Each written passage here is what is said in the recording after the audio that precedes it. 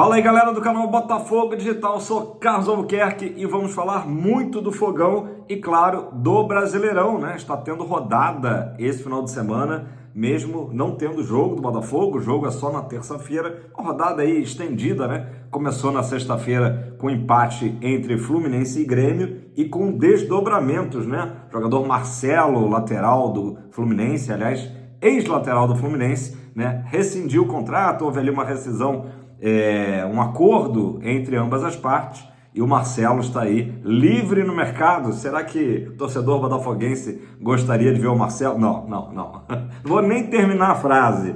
Marcelo, que acabou tendo 68 jogos pelo Fluminense e saiu de uma forma muito ruim, né? Desgastado ali com a diretoria, com a torcida e principalmente com o Mano Menezes, né? Trocou farpas ali à beira de campo. Ele que já vinha aí com alguns momentos não muito bons, não muito de acordo, né, com a carreira internacional que ele construiu no Real Madrid e acabou sendo liberado. Marcelo, que dizia que era botafoguense, né, depois, ano passado, fez até postagens ali, ironizando algumas derrotas do Botafogo na reta final do Brasileirão. Então, é isso, né? Como diz o pessoal aí, o mundo, né? O mundo, a roda gira rápido, né? O mundo não gira, capota, né? Então, o Marcelo fora do Fluminense não é problema nosso. Qualquer hora ele aparece aí no Corinthians, né? Algum clube aí certamente irá atrás tentando resgatar aquele Marcelo lá do Real Madrid, mas que eu acho que é só uma mera lembrança, né? Muito chata aí. Enfim, como eu disse, não é problema nosso, galera. Rodada ontem do Brasileirão, eram jogos mais envolvendo equipes da parte de baixo, mas também teve a vitória do Fortaleza, que obviamente diz muito aí pra gente, né? Enfim, vamos lá. Red Bull Bragantino, o último jogo do Botafogo no campeonato, né? Red Bull Bragantino empatou, não saiu do 0-0 com o Cuiabá, que é o nosso próximo adversário depois do Vasco, né? Então, duas equipes aí que estão na parte de baixo da tabela, o Cuiabá praticamente se juntando ao Atlético Goianiense como um provável rebaixado, né? O Bragantino tem 35 pontos, ainda pode se safar, o Cuiabá tem apenas 28, é o penúltimo colocado. Atlético Paranaense, que ano péssimo, né, do Furacão, perdeu mais uma vez em casa, dessa vez no duelo rubro-negro contra o Vitória, né? Também duelo ali direto para sair da zona, 2-1 para o Vitória, resultado realmente surpreendente, não pela campanha que o Atlético tem feito, né? Enfim, mas eu imaginava que o Atlético, que agora está divulgando a campanha do pacto, né? Um pacto ali meio diabólico, enfim, com os torcedores, tentando transformar a Liga Arena num caldeirão. Não deu certo ontem, o Atlético tem 34 pontos e abre o Z4, o Vitória está um pouquinho acima com 38. E o último jogo de ontem, né? Aí sim, com o Fortaleza subindo na tabela, o Juventude recebeu em Caxias do Sul a equipe do Lion, né? A equipe do Vojvoda, 3-0 para o Fortaleza. Foi uma boa partida do Fortaleza. No início do jogo até o Juventude teve várias oportunidades de marcar, não marcou e acabou que o Fortaleza emplacou aí 3-0, o primeiro gol do Moisés. Gente, Moisés é um jogador que eu confesso que gostaria de ter no elenco do Botafogo. Acho que não teria vaga no time titular, né? Mas seria um bom reserva. O que você acha? Comenta aí embaixo se o Moisés, um cara que está sempre marcando gols, né? Então a pontaria ali em dia. Ele até já tinha feito um gol antes, que foi anulado, estava em impedimento. Depois ele faz o primeiro gol ali, ainda na primeira etapa. Com esse resultado, o Fortaleza chegou a 60 pontos. E por que é um resultado importante? Porque o Palmeiras tem 61, né? O Palmeiras que joga amanhã lá em Itaquera contra o Corinthians tem 61. Então o Fortaleza não está deixando escapar justamente o Botafogo e Palmeiras. Claro, o Botafogo, né, está um pouco à frente com 64, mas tem o Palmeiras com 61 e o Fortaleza ali colado. Não dá para a gente descartar a equipe nordestina da luta pelo título, né? Fortaleza aí mostrando que segue muito bem, fazendo um grande segundo turno, né? Um campeonato inteiro excelente do Fortaleza. Hoje o campeonato dá uma pausa, né, dá uma parada, tem a final da Copa do Brasil entre Flamengo e Atlético Mineiro, e aí, o que isso tem a ver com o Botafogo? Tem tudo a ver, né? Primeiro, para a gente observar, o Arthur Jorge certamente estará muito atento a observar o Atlético Mineiro, nosso adversário da final da Libertadores, né? E também o seguinte, o Galo, ele tem 41 pontos, hoje ele está ali no meio de tabela, literalmente, 10º lugar do campeonato. Não dá para cravar ainda, o Galo ainda, matematicamente, não escapou do rebaixamento. Acho que cai? Não, não acho. Acho que talvez do Grêmio para baixo seja essa luta aí contra a degola. Mas é uma posição ali ainda meio que incômoda para o Atlético Mineiro. Mas falando de Copa do Brasil, o questionamento que eu deixo para vocês. Torcer para o Atlético Mineiro vencer o nosso rival da Gávea, né? Nosso rival aqui do Rio de Janeiro, o Flamengo, ou torcer para o Flamengo conquistar o seu 5º título de Copa do Brasil e deixar o Atlético Mineiro com moral lá embaixo nos pés para quando chegar lá em Buenos Aires já carregando o peso de um vice-campeonato recente. O que vocês acham? É difícil, eu não sei se eu tenho essa resposta pronta na minha cabeça, porque o torcedor botafoguense, claro, é difícil até a gente falar, vamos torcer para o Flamengo, né? Complicado, mas eu também concordo com alguns amigos que defendem a tese de que é melhor o Atlético Mineiro tomar uma porradinha aí, sair com o vice-campeonato da Copa do Brasil e aumentar a pressão, né? Não chegar num clima tão favorável para a final do dia 30, né? Então é um bom questionamento. Hoje a gente vai assistir tranquilão, né? Domingão, tomando aquela cerveja, comendo uma carninha, né? Tranquilo como estamos, a assistir ali de camarote esse jogo do Maracanã, beleza? Falando ainda do Flamengo, né? A gente tem que abrir essa parte aí, porque eles toda hora estão falando do Botafogo, né? Impressionante. O presidente do Flamengo, Rodolfo Landim, né? Que supostamente, né, tem uma boa amizade aí com o Textor, né? Mas ainda está muito incomodado com o Botafogo, né? Acho que resquícios do 4-1, né? Ou do 6-1, se a gente for somar aí os jogos dos 2 turnos. Mas o Landim, ele deu uma entrevista no Globo, né? Que, entre outras coisas, ele falou do Campeonato Carioca. Ele falou, vocês estão menosprezando que o Tite ganhou o Campeonato Carioca. Ganhou só o Campeonato Carioca, o Flamengo, caso não ganhe a Copa do Brasil. Mas no Campeonato Carioca tinha o atual campeão da Libertadores, se referindo ao Fluminense, e o provável campeão desse ano da Libertadores, se referindo ao Botafogo. Então o Landim fica naquela tática ali do morde-a-sopra, né, mantendo algum respeito pelo John Textor, né, mas também o tempo todo falando do Botafogo, né, ele voltou a falar de fair play financeiro, né, ele disse que num grupo do WhatsApp, né, ele falou um negócio, o Textor veio logo, né, rebater, ele disse, não estou falando do Botafogo de modo algum, só que o exemplo que ele utilizou justamente nessa entrevista do Globo, ele cita números muito próximos, né, que a imprensa vem citando aí do próprio Fogão, né, ele falou o seguinte, vou aqui abrir aspas para ele, um time que teve 330 milhões de reais de receita no ano passado, investir 550 milhões é maluquice. Então o Landim realmente ele deve dormir, botar a cabeça no travesseiro e ficar só pensando no Botafogo, né? Tá certo, a gente também faz isso, só que por outro lado, né? Eles estão muito incomodados com o Fogão. E lembrando que o Flamengo, né, do Landim, tem aí uma receita acima de 1 bilhão, né? E claro, precisa apresentar resultados em campo de acordo com isso, por isso que ele está tão pressionado, mas isso é problema deles. Vamos seguir, beleza? Galera, o Danilo Caixeiro, que é um nome pouco falado, mas ele deu uma entrevista no podcast, tá? O Sports Market Maker, tá? É o podcast que o Danilo foi. Ele é sócio, né, do Tairo Arruda, tá? Na Matix Capital, né? Empresa que eles criaram, enfim, isso já há alguns anos atrás, e que foi a empresa que contactou o John Textor via LinkedIn. Todo mundo sabe dessa história, né?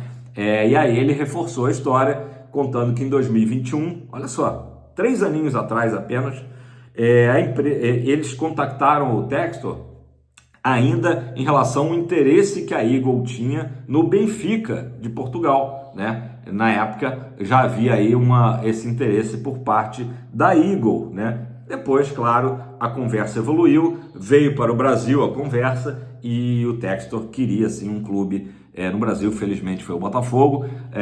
O que também não é segredo é que entre as equipes que a Matix apresentou para o Textor estavam o América Mineiro e o Londrina. Essas duas equipes, o próprio Tairo já tinha deixado de escapar, né? Teve outras ali, acho que o Atlético Goianiense também, foram as equipes que foram colocadas na mesa como clubes até mais simples da Eagles chegar, né, e gerir, né, clubes, vamos dizer aí de pequeno, médio porte, né, Londrina, Atlético Goianiense, América Mineiro, equipes aí com alguma tradição, claro, alguma importância no cenário brasileiro, e apresentaram o Botafogo. Olha, o Botafogo, ele é mais complexo, né? A reestruturação do Botafogo, ela é bem mais complexa, a dívida também era muito maior, porém, aí eu vou até colocar aqui, potencial comercial muito maior, né? E aí o Danilo comentou assim, hoje, 3 anos depois, o que eu conheço do Textor,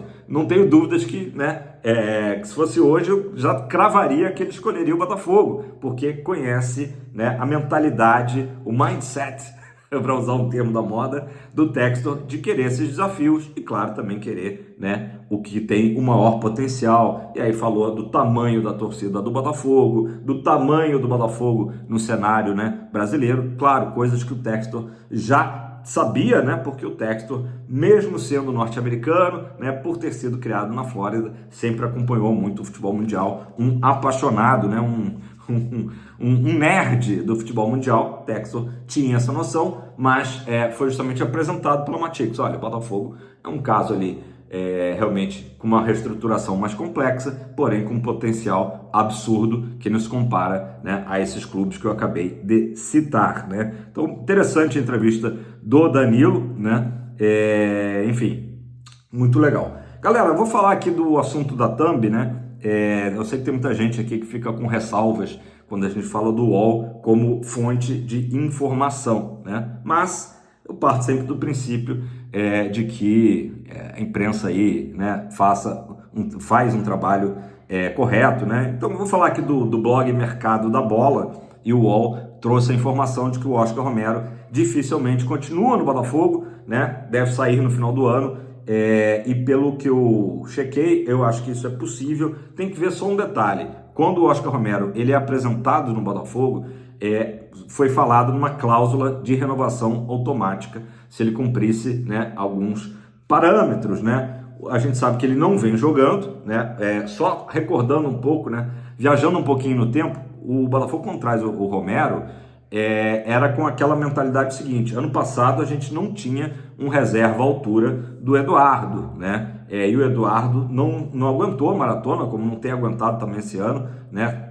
Teve uma lesão recentemente. Então o Oscar Romero chega ali como não quero usar o termo, né, tapa-buraco, porque vai parecer pejorativo, mas como uma solução rápida para ter ali um reserva à altura do Eduardo. Acabou que tudo se modificou, porque depois veio o Almada, né?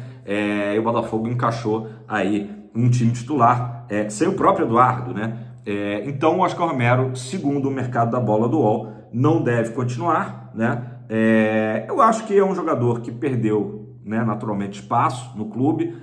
Temos que lembrar que, recentemente, no jogo com o Bragantino, ele entra e dá assistência para o gol do Gregory, né? Então foi importante nesse jogo lá de Bragança Paulista, nossa última partida no Brasileirão, mas realmente ele teve a relação desgastada ali, perdão, com o próprio Arthur Jorge, naquele episódio do primeiro turno ainda lá em Fortaleza, né? Então, eu acredito realmente ele não continue, né? O Botafogo, pensando em 2025, muita coisa ainda para rolar em 2024, mas é uma probabilidade aí forte do Romero sair. Acho que também o torcedor não sentirá muita falta, né? Minha impressão.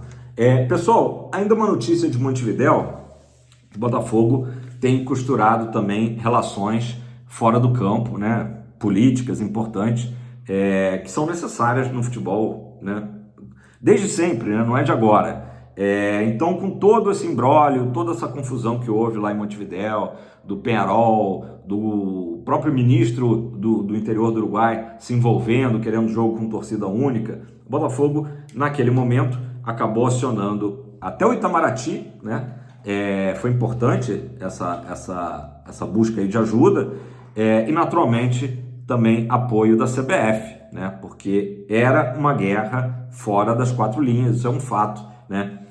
Que a gente entendeu muito bem e que o Botafogo acabou, né, de certo modo, saindo vitorioso porque garantiu a segurança dos seus torcedores, mesmo com direito a pedradas, né, no ônibus da torcida, mas tivemos o jogo com a torcida do Botafogo. Acho que seria uma derrota para o futebol sul-americano se essa partida fosse ou portões fechados ou só com a torcida do Peñarol. Muito bem. Então, quem que o Botafogo levou na delegação, né, para Montevidéu? Figuras importantes, tá? O Rubens Lopes, presidente da FERJ, tá? Presidente aqui da Federação do Estado do Rio de Janeiro, que é um cara que tem tido já, especialmente desde o início do ano, ótimo relacionamento com o Tairo, com o John Textor, com o Botafogo em geral, né? A gente lembra também que a Luciana Lopes, filha do Rubens Lopes, advogada que atua no meio esportivo, foi advogada do Botafogo em algumas situações aí do STJD. Então há uma aproximação nítida, notória. O Rubens Lopes até comentou, né, deu uma entrevista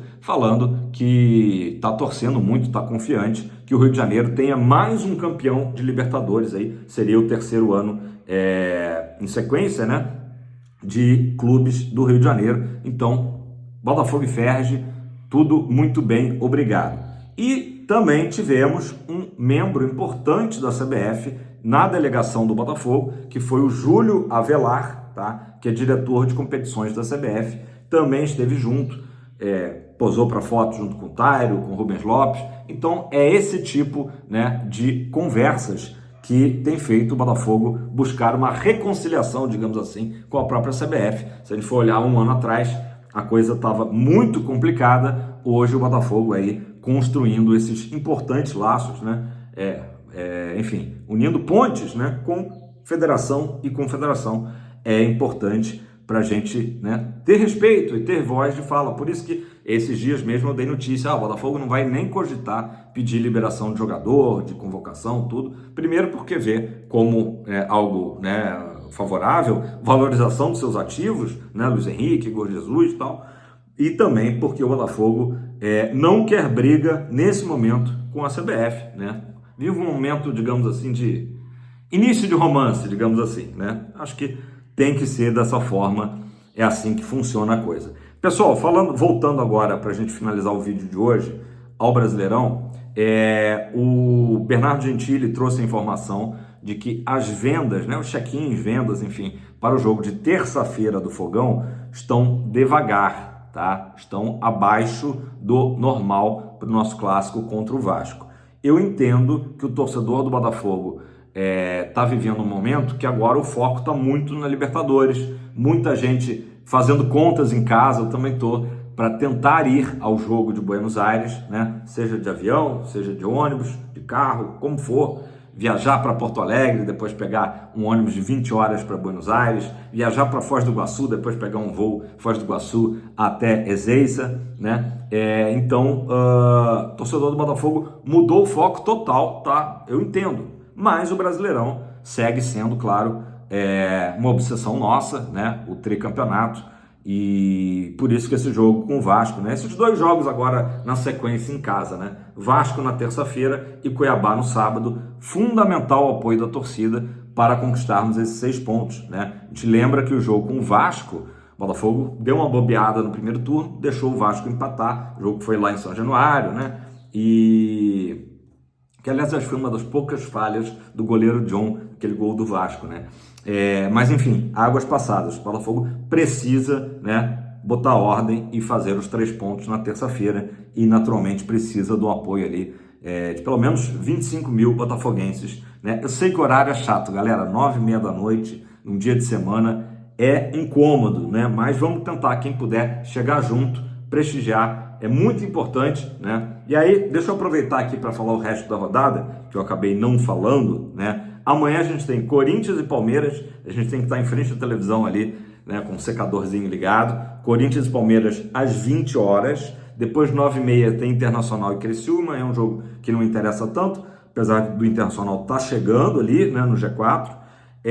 Aí sim, na terça, o nosso jogo com o Vasco. No mesmo horário, Bahia e São Paulo, tá? Lá direto de Salvador. Por isso que são os dois jogos ali que terão transmissão, né, da televisão. E na quarta-feira, os jogos dos times que estão jogando hoje a final da Copa do Brasil, né? O Cruzeiro recebe o Flamengo às 9 da noite e no mesmo horário o Atlético Goianiense recebe o Xará Mineiro. Aí fechou a rodada na quarta-feira. Beleza? E fechou também o vídeo por aqui, galera. Mais uma vez, muito obrigado. O vídeo de ontem bombou pra caramba. Só posso agradecer a vocês.